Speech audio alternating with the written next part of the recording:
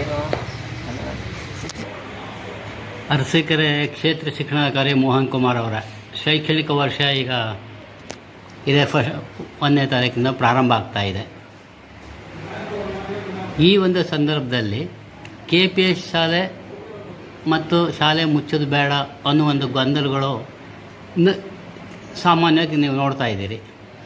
KPS ಶಾಲೆಯಿಂದ ಉಪಯೋಗ ಏನು, ಶಾಲೆ ಮುಚ್ಚೋದು ಅಂದರೆ ಏನು, ಇದಕ್ಕೊಂದು ಕ್ಲಾರಿಫಿಕೇಷನ್ನು ಪೋಷಕ ಸಮುದಾಯಕ್ಕೆ ಬೇಕಾಗಿದೆ.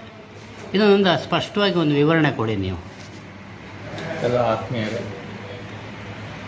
ಈಗಾಗಲೇ ನಾವು ನಿಮ್ಮೆಲ್ಲರನ್ನು 26 ಮತ್ತು 27ನೇ ಸಾಲಿನ ಶೈಕ್ಷಣಿಕ ವರ್ಷದ ಪ್ರಾರಂಭೋತ್ಸವಕ್ಕೆ ಮತ್ತು ಶಾಲಾ ಪ್ರಾರಂಭೋತ್ಸವಕ್ಕೆ ಎಲ್ಲ ಆತ್ಮೀಯರೇ ನಿಮ್ಮನ್ನೆಲ್ಲ ಹೃತ್ಪೂರ್ವಕವಾಗಿ ಸರ್ಕಾರಿ ಶಾಲೆಗಳಿಗೆ ಮಕ್ಕಳನ್ನು ದಾಟಿಸೋದ್ರ ಮೂಲಕ ಕಲಿಕೆ ಪೂರಕವಾದ ಚಟುವಟಿಕೆಗಳನ್ನ ಎಸೋದ್ರ ಮೂಲಕ ನಾನು ನಿಮ್ಮನ್ನೆಲ್ಲ ಸ್ವಾಗತಿಸೋ ಮೂಲಕ ಈಗಾಗಲೇ ನಾವು ಪ್ರಾರಂಭೋತ್ಸವಕ್ಕೆ ಸಿದ್ಧತೆಗಳನ್ನ ಮಾಡ್ಕೊಂಡಿದ್ದೀವಿ. 29 ಮತ್ತು 30ನೇ ತಾರೀಕು ನಮ್ಮೆಲ್ಲ ಶಿಕ್ಷಕರು ಶಾಲೆಯನ್ನು ಸ್ವಚ್ಛಗೊಳಿಸಿ ಮತ್ತು ಶಾಲಾ ಪರಿಸರವನ್ನು ಆಕರ್ಷಣೀಯವಾಗಿ ಇಟ್ಕೊಳ್ಳೋದ್ರ ಮೂಲಕ ಶಾಲೆ ವಿಶೇಷವಾದ ಆಕರ್ಷಣೆಯೊಂದಿಗೆ ಶಾಲೆಗೆ ಆಹ್ವಾನ ಮಾಡುವಂಥದ್ದು ಮಕ್ಕಳು. 1ನೇ ತಾರೀಕು ಜೂನ್ 1ನೇ ತಾರೀಕು ಎಲ್ಲ ಪ್ರಾರಂಭೋತ್ಸವವನ್ನು ಎಲ್ಲ ಶಾಲೆಗಳಲ್ಲಿ ತಳಿರು ತೋರಣವನ್ನು ಕಟ್ಟೋದ್ರ ಮೂಲಕ ಮತ್ತು ಮಕ್ಕಳನ್ನು ವಿಭಿನ್ನವಾಗಿ ಆಕರ್ಷಣೆ ಮಾಡಿ ಶಾಲೆಗೆ ಆಕರ್ಷಿಸುವಂತಹ ಕಾರ್ಯಕ್ರಮಗಳನ್ನು ಇಲಾಖೆ ಈಗಾಗಲೇ ಹಾಕ್ಕೊಂಡಿದೆ. ಈ ದಿಶೆಯಲ್ಲಿ ನಾವು ಈಗಾಗಲೇ ಕರ್ತವ್ಯ ನಿರ್ವಹಿಸ್ತಿದ್ದಾವೆ. ನಮ್ಮೆಲ್ಲ ಶಿಕ್ಷಕರು CRP, DRP,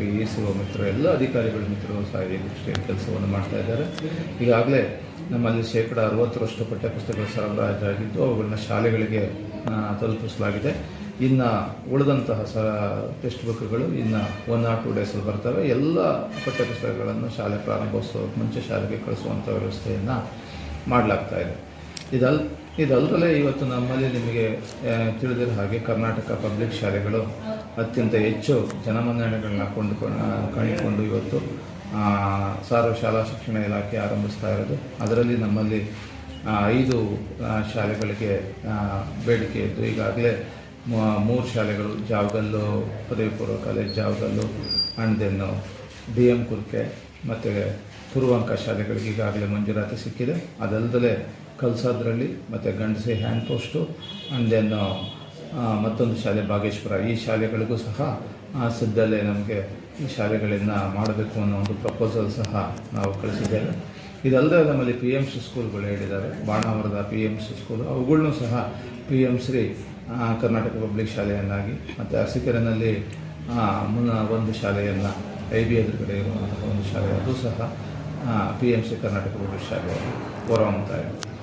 ಕರ್ನಾಟಕ ಪಬ್ಲಿಕ್ ಶಾಲೆ ಅಂದ ತಕ್ಷಣ ನಮಗೆ ಮನದಟ್ಟಾಗಬೇಕಾಗಿರೋದು ಒಂದು ಮಗು ಸತತವಾಗಿ 12 ವರ್ಷಗಳ ಕಾಲ ಒಟ್ಟು 12+2 LKG UKGಯಿಂದ ಸ್ಟಾರ್ಟ್ ಆದಂತಹ ಮಗು 12ನೇ ತರಗತಿ ಫಸ್ಟ್ PUC ಸೆಕೆಂಡ್ PUC ಪೂರ್ಣಗೊಳ್ಳುವವರೆಗೆ 14 ವರ್ಷ ಒಂದೇ ಕ್ಯಾಂಪಸ್ಸಲ್ಲಿ ಮಗು ಇಂಗ್ಲೀಷು ಕನ್ನಡ ಎರಡೂ ಮೀಡಿಯಂನಲ್ಲಿ ಪಾಠ ದೊರೀಬೇಕು. ಅದಕ್ಕೆ ಪರಿಪೂರ್ಣ ಶಿಕ್ಷಣ ಸಿಗಬೇಕು. ಅಲ್ಲಿ ತರಗತಿವಾರು ಎಲ್ಲ ವಿಷಯದ ಶಿಕ್ಷಕರು ಇರಬೇಕು. ಡ್ರಾಯಿಂಗ್ ಟೀಚರ್ ಆಗ್ಬೋದು, ಕ್ರಾಫ್ಟ್ ಆಗ್ಬೋದು, ಈ ಎಲ್ಲ ಶಿಕ್ಷಕರು, ಸಂಗೀತ ಶಿಕ್ಷಕರಾಗಿರ್ಬೋದು, ಯೋಗ ಶಿಕ್ಷಕರಾಗಿರ್ಬೋದು, ಈ ಎಲ್ಲ ಶಿಕ್ಷಕರನ್ನು ಒಳಗೊಂಡು ಅಲ್ಲಿ ಪರಿಪೂರ್ಣವಾದಂತಹ ಶಿಕ್ಷಣವನ್ನು ಕೊಡಬೇಕು, ಸಮರ್ಪಕವಾಗಿ ಮೂಲಭೂತ ಸೌಕರ್ಯಗಳನ್ನ ಕಲ್ಪಿಸಬೇಕು ಅನ್ನೋದು ಸರ್ಕಾರ ಆಶಯದೊಂದಿಗೆ ಈ ಶಾಲೆಗಳನ್ನ ಪ್ರಾರಂಭಿಸ್ತಾ ಇದೆ.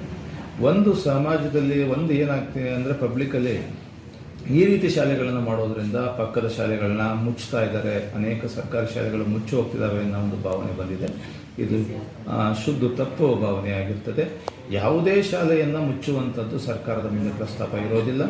ಆ ಶಾಲೆಗಳನ್ನ ಬಲವರ್ಧನೆ ಮಾಡೋದು ನಮ್ಮ ಉದ್ದೇಶ. ಈ ಕರ್ನಾಟಕ ಪಬ್ಲಿಕ್ ಶಾಲೆಯ ಸುತ್ತಮುತ್ತ ಬರುವಂತಹ ಎಲ್ಲ ಶಾಲೆಗಳನ್ನು ಈ ಒಂದು ಸವಲತ್ತು ಅಡಿಯಲ್ಲಿ ಅವುಗಳನ್ನ ಬಲವರ್ಧನೆ ಮಾಡಬೇಕು ಅನ್ನೋ ಒಂದು ಉದ್ದೇಶ ಸರ್ಕಾರದ ಆಶಯ ಆಗಿದೆ. ಈ ದಿಶೆಯಲ್ಲಿ ನಾವು ಉತ್ತಮವಾದಂತಹ ಸಿದ್ಧತೆಗಳನ್ನ ಸಹ ನಾವು ಮಾಡ್ಕೊಂಡಿದ್ದೀವಿ. ಶಾಲೆ ಮುಚ್ಚೋದಿಲ್ಲ, ಅಕ್ಕಪಕ್ಕದ ಶಾಲೆಗಳನ್ನ KPS ಶಾಲೆಗೆ ಕರ್ಕೊಂಬರ್ತೀರಿ, ಅದಕ್ಕೆ ವಾಹನ ಎಲ್ಲ ಸೌಲಭ್ಯ ಕಲ್ಪಿಸುತ್ತೆ ಅನ್ನೋ ಒಂದು ಇದೆ. ಆಗ ಆ ಶಾಲೆಗಳನ್ನು ಮುಚ್ತೀರಿ ಅಂದರೆ ಸ್ವಾಭಾವಿಕ. ಅದು ಕಡಿಮೆ ಮಕ್ಕಳ ಸಂಖ್ಯೆ ಇರುವಾಗ ಮಕ್ಕಳಿಗೆ ನ್ಯಾಯ ಒದಗಿಸ್ಕೊಡುವ ನಿಟ್ಟಿನಲ್ಲಿ ಈ ಕ್ರಮ ನೀವು ತಗೊಂಡಿದ್ದೀರಿ. ಇಲ್ಲಿ ವ್ಯತ್ಯಾಸ ಏನಿರುತ್ತೆ? ಅಲ್ಲಿಗೂ ಇಲ್ಲಿಗೂ ಕಲಿಕೆಗೆ ಮಕ್ಕಳಿಗೆ ಹೆಚ್ಚಿನ ಒಂದು ಬೆನಿಫಿಟ್ ಏನಾಗುತ್ತೆ KPS ಶಾಲೆಯಲ್ಲಿ? KPS ಶಾಲೆ ಅಂದ ತಕ್ಷಣ ಮೂಲಭೂತ ಸೌಕರ್ಯ ಸಮರ್ಪಕವಾಗಿ ಸಿಗ್ತದೆ. ಉತ್ತಮವಾದಂತಹ ಗಾಳಿ ಬೆಳಕು ಹೊಂದಿರುವಂತಹ ಸಮರ್ಪಕವಾದ ಕಟ್ಟಡಗಳ ನಿರ್ಮಾಣ ಮಾಡುವಂಥದ್ದು, ಶಾಲೆಗೆ ಅಗತ್ಯವಾದ ಮೂಲಭೂತ ಸೌಕರ್ಯಗಳನ್ನ ಕೊಡುವಂಥದ್ದು, ಪರಿಪೂರ್ಣವಾಗಿ ಎಲ್ಲ ತರಗತಿವಾರು ಶಿಕ್ಷಕರನ್ನು ನೇಮಕ ಮಾಡಿ ಮಾಡುವಂಥದ್ದು. ಆಂಗ್ಲ ಮಾಧ್ಯಮ ಆಗ್ಬೋದು, ಕನ್ನಡ ಮಾಧ್ಯಮ, ಎರಡೂ ಮಾಧ್ಯಮಗಳಲ್ಲಿ ಶಿಕ್ಷಣ ಸಿಗುವಂಥದ್ದಾಗ್ತದೆ. ನೀವು ತಾವೇ ಪ್ರಸ್ತಾಪ ಮಾಡೋದು ಹಾಗೆ ಸಮೀಪದಲ್ಲಿರುವಂಥ 8-10 ಇರುವಂಥ ಶಾಲೆ ಮಕ್ಕಳಲ್ಲಿ ತರಗತಿವಾರು ಶಿಕ್ಷಣ ಸಿಗದಲೇ ಇರೋ ಅಂಥ ಸಂದರ್ಭಗಳಲ್ಲಿ ಅದೇ ಮಕ್ಕಳು ಸ್ವಇಚ್ಛೆಯಿಂದ ನಾವು ದಾಖಲಾಗ್ತೀವಿ ಅಂದಾಗ ನಾವು ಇಲ್ಲ ಅಂತ ಹೇಳಲಿಕ್ಕಾಗೋದಿಲ್ಲ.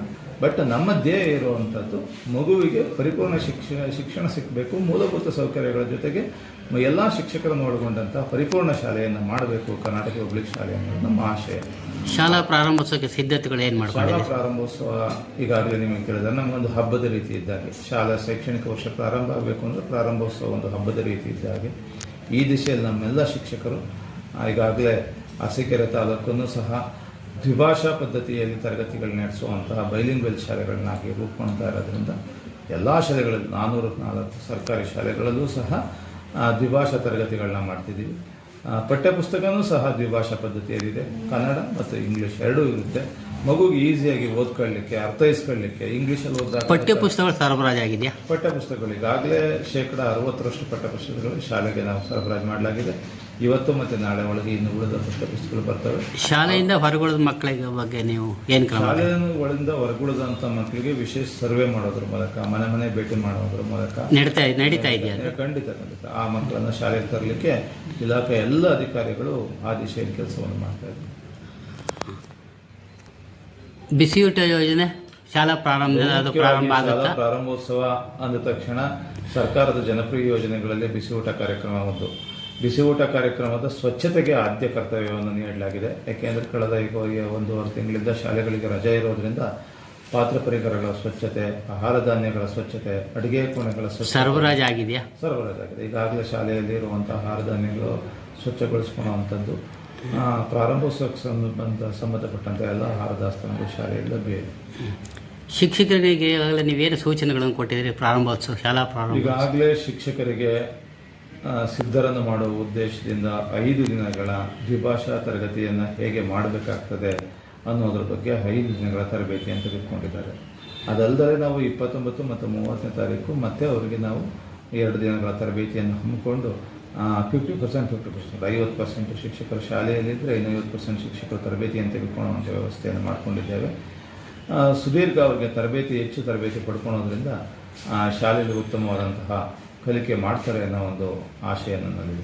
ಹಿರಿಯ ಅಧಿಕಾರಿಗಳು ಮಾರ್ಗದರ್ಶನ ಕೊಡ್ತಾ ಇದ್ದಾರೆ ನಿಮಗೆ? ಈಗಾಗಲೇ ನಮ್ಮ ಪ್ರಧಾನ ಕಾರ್ಯದರ್ಶಿಗಳು, ಆಯುಕ್ತರು ಮತ್ತು ನಮ್ಮ SPD ಅವರು, ಮೇಡಮ್ ಅವರು ಎಲ್ಲರೂ ಸಹ ಇದಕ್ಕೆ ಸಂಬಂಧಪಟ್ಟಂತೆ ಸಲಹೆ ಸೂಚನೆಗಳನ್ನು ಆಗಿದ್ದಾಗೆ ವಿಡಿಯೋ ಸಂವಾದದ ಮೂಲಕ ಮತ್ತು ಬಹುಮುಖ್ಯವಾಗಿ ನಮ್ಮ ಮಾನ್ಯ ಸಚಿವರು ಇದಕ್ಕೆ ಸಂಬಂಧಪಟ್ಟಂತೆ 2 ವಿಡಿಯೋ ಕಾನ್ಫರೆನ್ಸ್ಗಳನ್ನ ಮಾಡಿ ಅದೇ 1ನೇ ತಾರೀಕು ನಾವು ಈ KPS ಶಾಲೆಗಳಿಗೆ ಶಂಕುಸ್ಥಾಪನೆ ಕಾರ್ಯಕ್ರಮವನ್ನು ಹಾಕೊಳ್ಳುವಂಥದ್ದು, ಅದ್ರ ಜೊತೆಗೆ ಮೆಗಾ PTM ಮಾಡೋದು, ಪೋಷಕರ ಮತ್ತು ಶಿಕ್ಷಕರ ಮಹಾಸಮ್ಮೇಳನ ಕಾರ್ಯಕ್ರಮವನ್ನು ಮಾಡಿ ಅವರಿಗೆ ಸರ್ಕಾರದ ಸವಲತ್ತುಗಳನ್ನ ಮನವರಿಕೆ ಮಾಡೋದ್ರ ಮೂಲಕ ಸರ್ಕಾರಿ ಶಾಲೆಗೆ ಹೆಚ್ಚು ಮಕ್ಕಳನ್ನು ಆಕರ್ಷಿಸುವಂಥ ಕೆಲಸಗಳನ್ನ ನಾವು ಮಾಡ್ತಾ ಇದ್ದೀವಿ. Thank you. Thank you.